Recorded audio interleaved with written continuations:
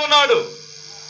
అక్కడ అదే అంటున్నాడు ప్రియమైన బిడ్డ, నేను విస్తారమైన కొమ్మలతో నేను దానిని శృంగారించినందున దేవుని వనమైన ఏదెనులోనున్న వృక్షములన్నీ దేవాతి దేవుడే, పరిశుద్ధాత్మ దేవుడే విస్తారమైన కొమ్మలతో శృంగారించాడంట. అది మర్చిపోయి ప్రియమైన బిడ్డ తన ఎత్తును బట్టి అతిశయపడుతూ ఉంది. కాబట్టి ప్రియమైన బిడ్డ ఇంకా అక్కడి నుంచి చూస్తే ప్రియమైన బిడ్డ అనేకమైన బాధలు, కొట్టివేయబడతాం, నరకబడతాం. ప్రియమైన బిడ్డ ఆ స్థితి అంతా వేరు. ఇంకా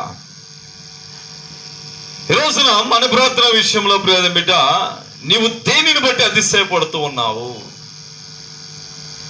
నీ స్థితిని బట్టా, నీ ప్రార్థన బట్టా, నీ ధనాన్ని బట్టా, నీ అందాన్ని బట్టా, నీ హోదాను బట్టా, నీ డిగ్రీని బట్టా, నీ తెలివిని బట్టా, నీ ఆలోచన బట్టా, నీ బిడ్డలను బట్టా, నీకున్న ప్రియమైన బిడ్డ ఆస్తిని బట్టా, దేనిని బట్టి అతిశయపడుతూ ఉన్నాము? ఇవన్నీ కలగజేసిన పరిశుద్ధాత్మ దేవుని బట్టి అతిశయపడే వ్యక్తులుగా మార్చబడదుము గాక. హల్లెలూయా, హల్లెలూయా. నువ్వు చెప్పాల్సింది అదే ప్రియమైన బిడ్డ. ఇస్కియాకి ఎప్పుడైతే మరణకరమైన రోగం వస్తుందో ప్రియమైన బిడ్డ దేవుని సన్నిధిలో ఏడ్చి, దేవా ఒక్కసారి నన్ను జ్ఞాపకం చేసుకో అన్నప్పుడు ప్రియమైన బిడ్డ మరలా యెషయా వచ్చి చెబుతూ ఉంటాడు, దేవా